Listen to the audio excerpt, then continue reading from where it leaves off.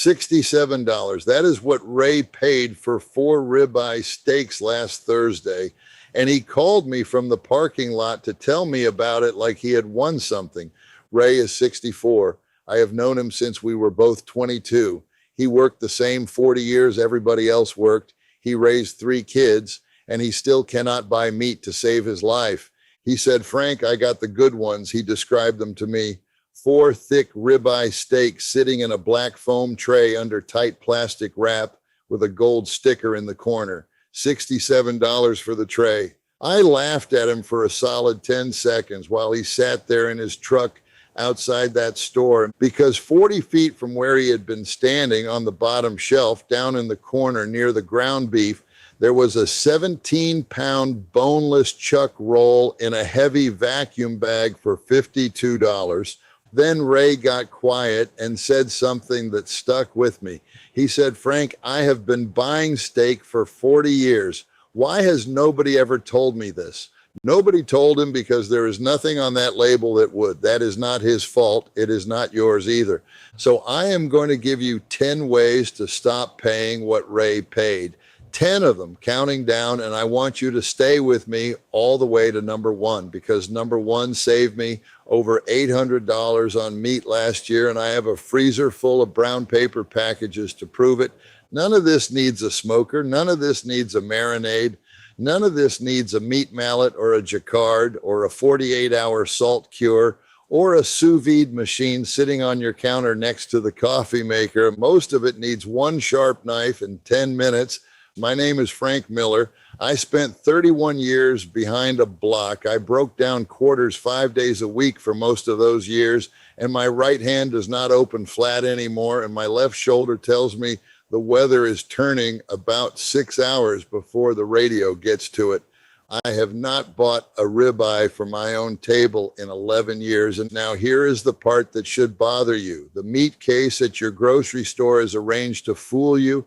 And I know that because I helped build those cases. I set them. One thing before we get into it, there is too much of this to fit in any single video. So I put the whole of it together in 3 books at my website, frankmillerbutcher.com. You can find it in the video description. If you are watching on a television, point your phone camera at the square on the screen, same camera you take photos with. A link comes up, tap it, and you'll get there. I will not mention it again here. If you want it, you know where to look. A diagram came down from a corporate office, and I filled it in. The ribeye sits at eye level under the pinkest light in the store, and a person is paid full time to choose that light, and the only job that light has is making beef look redder than beef is.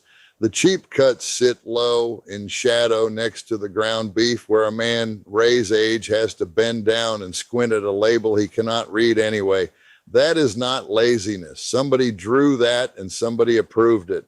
And the best steak in the entire store went into the grinder Tuesday morning, because pulling it out takes 10 minutes of knife work, and the store pays its cutters by the hour. 10 ways. Start at 10. Number 10, stop buying steaks. Buy the roast the steaks are hiding in. And a steak is a roast that somebody else sliced, and you paid that somebody a wage, a markup, a foam tray, an absorbent pad, a film wrap, and a printed label for the privilege.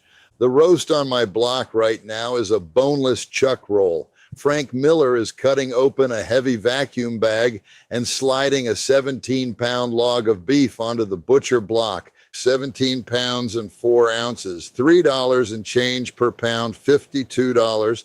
Out of that one roast, I cut 23 steaks, 6 chuck eyes, 8 Denvers, 5 off the underblade, 4 smaller ones off the neck end, plus 3 pounds of trim for the grinder, and a bag of hard white fat that I will come back to at number 4. Ray paid $67 for 4.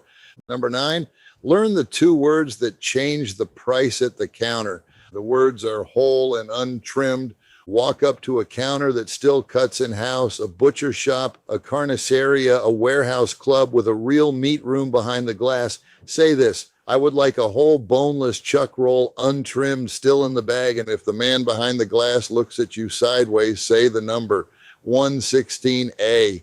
That is what it is called on the distributor sheet that comes off the truck in the morning. Say that number out loud and watch his face change, because now you are somebody who knows something. And people behind counters treat those people differently. I know, because I was that man for 31 years and I absolutely treated those people differently. And if he does not have one, ask him to add it to the next case order. It costs him nothing and it saves him labor. Most shops are glad to do it. And I sent Ray in with those words written on the back of a receipt. He came out with a roast, and the look on his face was the same look my kids had the first time they caught a fish. Number 8, buy the muscle, not the word. Here is the reframe, and once you have it, you cannot lose it. That big round eye in the middle of a ribeye, the part everybody is actually paying for, does not begin at the 6th rib.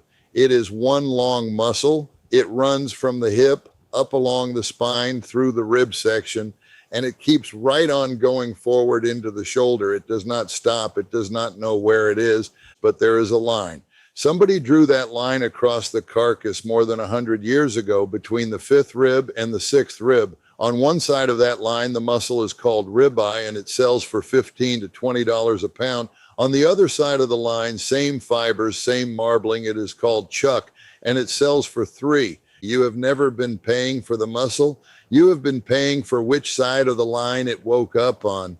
Frank Miller is holding the chuck roll upright on its end, so the round marbled eye of muscle in the cut face is facing the camera. That round eye is the chuck eye. Texas men called it the poor man's ribeye.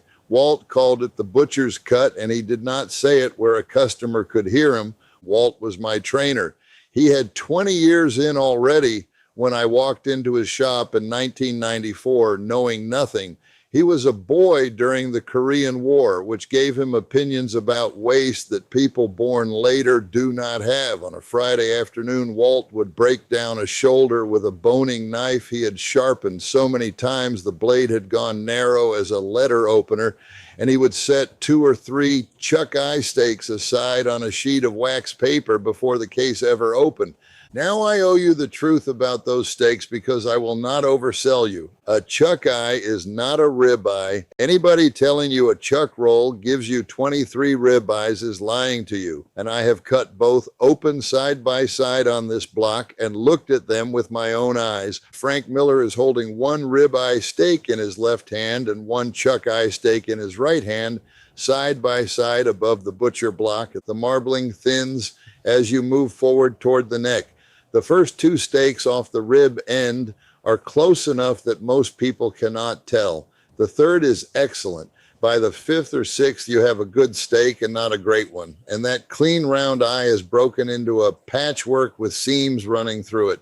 So it is not 23 ribeyes. It is 4 or 5 that stand next to a ribeye without embarrassment, and 18 more that beat anything else at that price. That is still the best $52 in the building. I do not need to stretch it. Number 7, ask for the flat iron by name. Underneath the shoulder blade sits a flat muscle called the infraspinatus. A thick sheet of gristle runs straight through the middle of it, and that sheet of gristle is the entire reason this cut spent 100 years going into hamburger. One man with a knife takes 90 seconds to split that muscle and lift the gristle out. Frank Miller is laying a flat iron muscle on the block and running his knife along the sheet of white gristle in the center of it.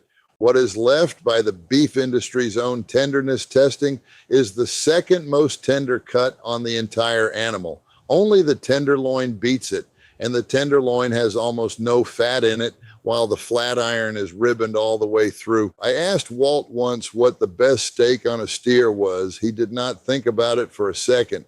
He tapped the blade section with 2 fingers and went back to work. Ask your counter to add a flat iron to your order. A few dollars a pound. It is the most underpriced piece of beef in this country, and I will argue with anybody about it. And number 6, learn your store's markdown clock.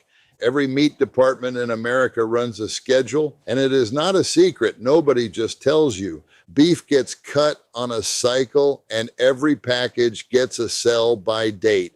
When that date comes close, somebody walks the case with a handheld printer and puts a yellow sticker on everything that has to move. 30% off, 50% off, more on a Sunday night.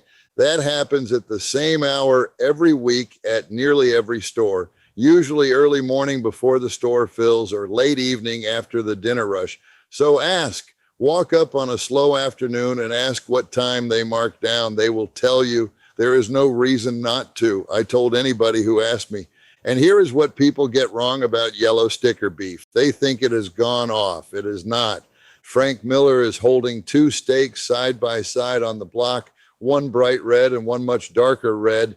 Beef sitting in a case getting darker on the surface is beef that has been aging inside a package, and the flavor on it is better, not worse. That dark red color that scares people is the exact color a steak turns in a dry aging cooler that a steakhouse charges you $60 for. If it smells clean, it is clean. Your nose has been doing this job for 200,000 years. It is better at it than a printed date.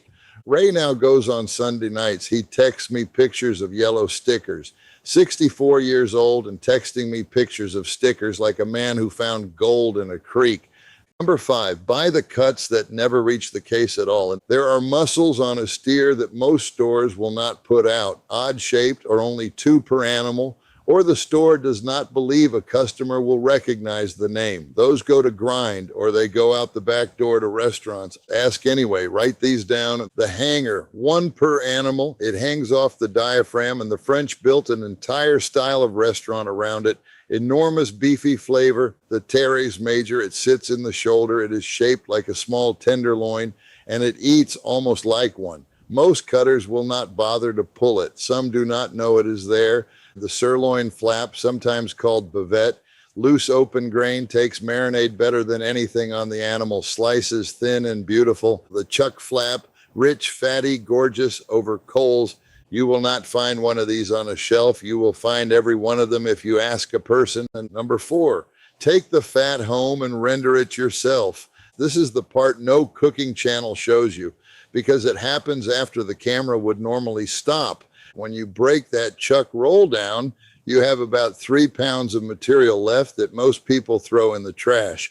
Frank Miller is scraping beef trim and hard white fat off the butcher block into a stainless steel bowl, and do not throw it away. Separate the lean scraps from the hard white fat. The lean scraps go through a grinder, or you hand them to your counterman and he runs them through his, if you ask nicely, and now you have 3 or 4 pounds of ground beef at a fat ratio you chose instead of one a plant chose for you. The fat is the real prize. Cut the hard white fat into pieces the size of a walnut. Put it in a heavy pot on the lowest burner on your stove. Do not add water. Do not stir it much. Walk away for 3 hours. There is a heavy pot on the stove, and the white chunks of beef fat inside it are slowly melting into clear golden liquid. Strain it through a coffee filter into a glass jar and let it sit on the counter. It sets up solid and ivory white, and it keeps for months in a cool cupboard. There is a quart jar of solid white tallow standing on the kitchen counter next to the cutting board. That is the single best thing you can put in a cast iron pan under a steak. Every shop I ever worked in rendered its own. Not one grocery store does it now because that fat is worth more sold off by the barrel than it is handed to you over a counter. And you paid for it. It came off your roast. Take it home. Number 3, stop paying for the grade. Prime, choice, select. Those grades measure exactly one thing, which is how much visible marbling shows in one spot at the 12th rib where the carcass gets cut open for grading. That is the whole test. It is not a measure of tenderness. It is not a measure of flavor. It is not a measure of how the animal was raised or what it ate or how long it hung. It is a photograph of one cross section of one muscle at one moment. And here is the part that ought to make you laugh the way I laughed at Ray. Grading is voluntary. The packer pays to have it done because a prime sticker returns more than the grading costs. A great deal of very good beef never gets graded at all. It goes out ungraded, it sells cheaper, and it is not worse. Buy choice, then look at the actual steak with your own eyes. You want fine threads of fat running all through the red muscle, not one thick seam of fat lying across the outside. Frank Miller is holding up one steak with fine white marbling threaded all through the red muscle. The sticker is for people who are not looking. Number two, get a real freezer and let it do the arithmetic. Everything above runs into the same wall, which is that a good price does you no good if you have nowhere to put 23 steaks. A chest freezer runs about $200 used and burns maybe $50 of electricity in a year. It pays for itself the first time you buy a whole subprimal instead of 4 steaks on a tray. Mine sits in the garage. My wife calls it my other personality. Wrap it right or you have wasted the whole thing. Plastic film tight against the meat first, pressing every bit of air out with your palm. Butcher paper over that. Then the date and the cut written in grease pencil on the outside, and Frank Miller's writing a date on a brown paper wrapped package of meat with a grease pencil. Air is the only enemy. Freezer burn is not the freezer's fault. It is the wrapping's fault. And number one, the one that saved me $840 last year, buy a quarter of a steer direct from the locker, split with your neighbors. Not a meat box that shows up frozen on your porch, not a subscription. A real animal from a real farm in your county, processed at a real locker plant, and you go pick it up in a cooler in the back of your car. Here's how it works, and nobody explains it, which is why almost nobody does it. You pay 2 separate bills. The first goes to the farmer, priced on hanging weight, which is what the carcass weighs after it is dressed. That runs $4 to $5 a pound in most of the country right now. The second bill goes to the processor for cutting and wrapping, about $1 a pound, a little more if you want everything vacuum sealed. A quarter hangs around 160 pounds. You take home roughly 110 pounds of finished beef once the bone and trim come out. All in, you land somewhere between $6 and $7 a pound. $6 or $7 a pound for everything, not for the chuck, everything. That includes the ribeyes, that includes the New York strips, that includes the tenderloin. Frank Miller is standing in front of an open chest freezer packed full of brown paper wrapped packages of meat, and you get a cut sheet. That is the part nobody tells you about, and it is the best part of the whole thing. The locker calls you on the phone and asks how you want your animal cut. How thick do you want the steaks? Brisket, whole or split? Short ribs, English or flanken? Do you want the bones? Do you want the fat? Say yes to the fat and yes to the bones. Every time I take my steaks at 1 1/4 inches, I take every scrap of fat because I render it. I take every bone because bones make stock and stock is free money. Split a quarter 3 ways with neighbors if the volume scares you. That is what Ray did. 3 families, 1 animal, 1 Saturday morning in a parking lot, dividing brown paper packages out of a cooler. And he called me that night, 64 years old, 40 years of buying steak in a black foam tray. And he said he felt like he had been let in on something. And now nobody paid me to tell you any of this. No knife company, no seasoning line, nothing frozen showing up on your porch. I do not have a supplier and I am not getting one. And you should know why this matters more this year than 5 years ago. The cattle herd in this country is the smallest it has been since the early 1950s, not the smallest in 10 years since the early 1950s. Prices are not coming back down, and the people setting them know it. I watched Sunday steak turn into birthday steak in the families who shopped with me. I watched people who bought from me for 15 years start buying chicken and not quite making eye contact while they did it. You have not been priced out of beef. You have been priced out of about 8% of the animal. The other 92% has been sitting there the whole time with the wrong words printed on it. That knowledge used to move across a counter. A man asked what to do with something and somebody in an apron told him. Then the counters went behind plastic and there was nobody standing there to answer. And 1 generation is all it takes to lose a thing like that. So here is your homework. Ask for a whole boneless chuck roll, untrimmed item 116A. Slice the rib end at 1 1/4 inches thick. Stop when the eye gets small. Then seam the rest apart with your thumbs. Render the hard white fat into tallow and grind the lean scraps yourself. Ask what time your store marks down and shop then. Call the nearest locker plant and ask which farms bring animals in. Tell me in the comments where you are watching from and what 4 ribeye steaks cost at your store this week. I am keeping a list by state and I read every one of them. Ray is watching too. Be kind to him. Next time, I am going to show you how to dry age beef in the refrigerator you already own with no special equipment and nothing bought. There is exactly one mistake that ruins the whole thing. It happens in the first 48 hours and almost everybody makes it. Buy the roast, do the work, keep the difference.